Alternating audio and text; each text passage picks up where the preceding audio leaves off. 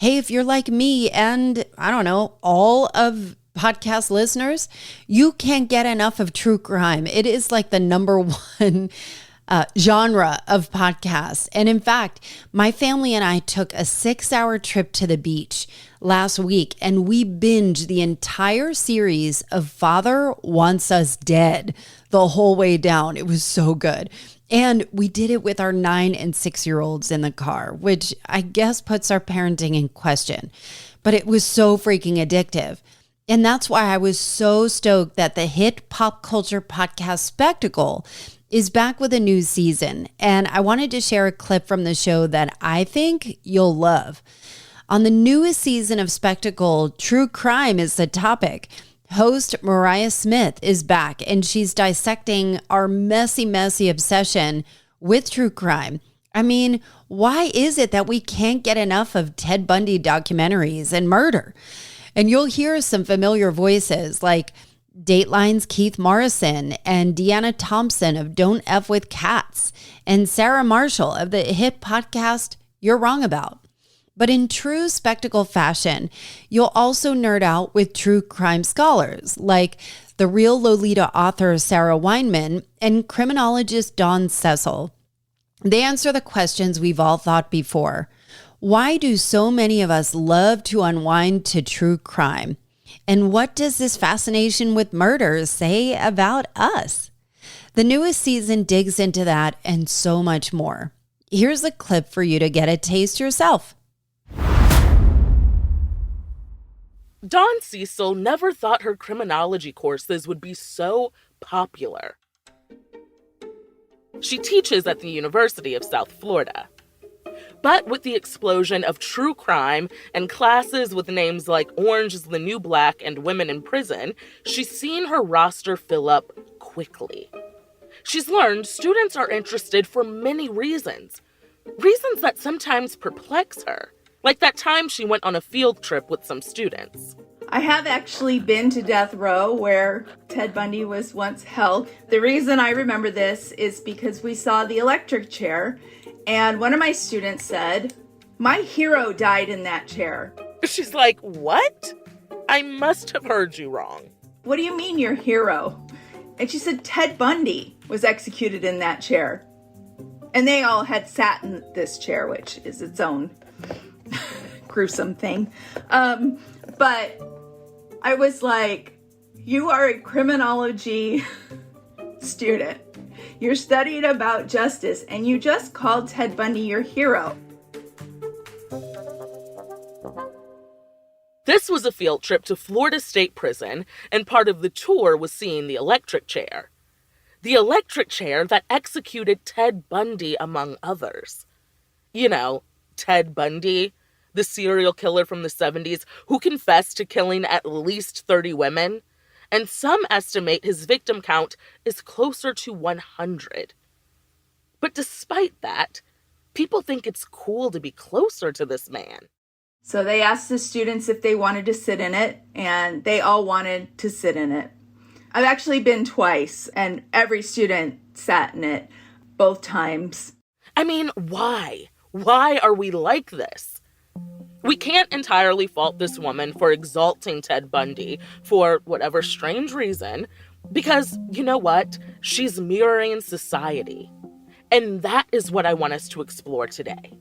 What makes us lionize, obsess, fantasize over murderers?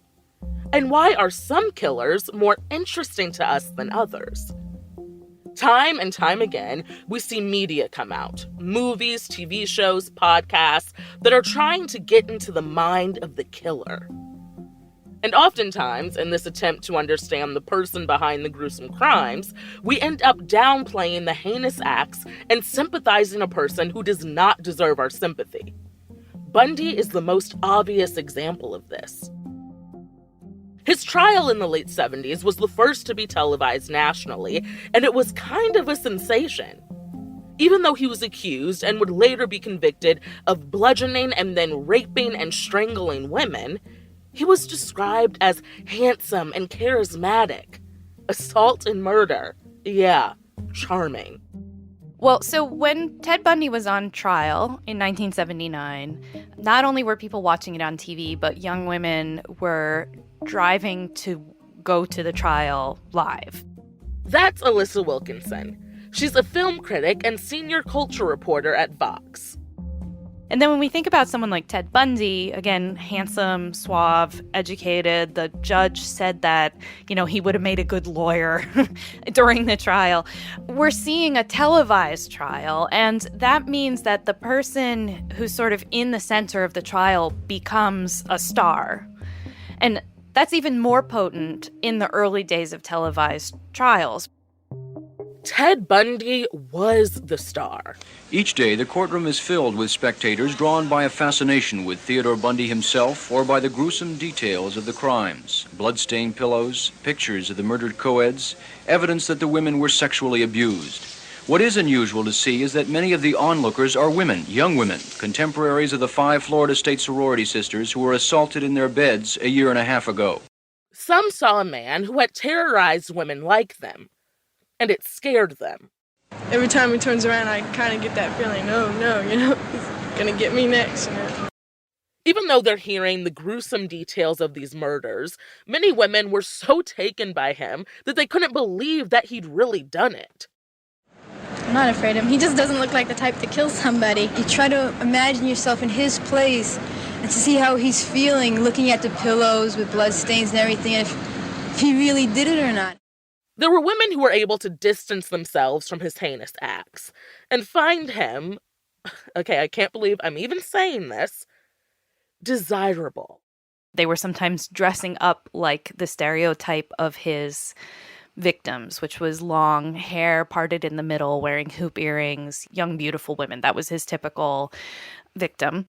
Yes, there were groupies, serial killer groupies. And keep in mind, these women were saying this after hearing brutal testimony from survivors like Karen Chandler. I had a broken jaw. Some of my teeth were knocked out. I had broken facial bones. I had a broken arm and a crushed finger. Or her sorority sister, Kathy Kleiner. My jaw was broken in 3 places. I had lacerations on my shoulder and like whiplash on my neck. Any problem with your teeth? Yes, sir. I had, my teeth are still loose on the bottom. I have a pin in my jaw. For people watching, there was this mixture of fear and intrigue. Here is a suave white guy murdering promising young white women. And the reason it becomes a media circus is simply because that's not someone that we expect.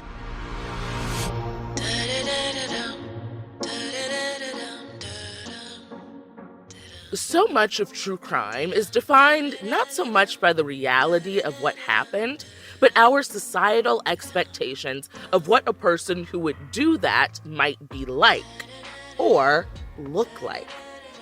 And when they butt up against those stereotypes, we find it surprising or even impossible. And that's what this episode is all about. Serial killers as sex symbols. Ted Bundy was handsome. Charles Manson was sexy.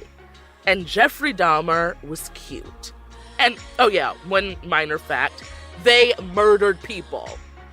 Why do we glamorize men who commit heinous acts, particularly white, conventionally attractive men? What about all the other killers out there? And what does it say about us that we continue to tell these stories over and over and over again? We're going to get into that and so much more. Stay with us. From Neon Hum Media and Sony Music Entertainment, I'm Mariah Smith, and this is Spectacle True Crime. From Neon Hum Media and Sony Music Entertainment, subscribe to Spectacle True Crime. Listen wherever you get your podcasts.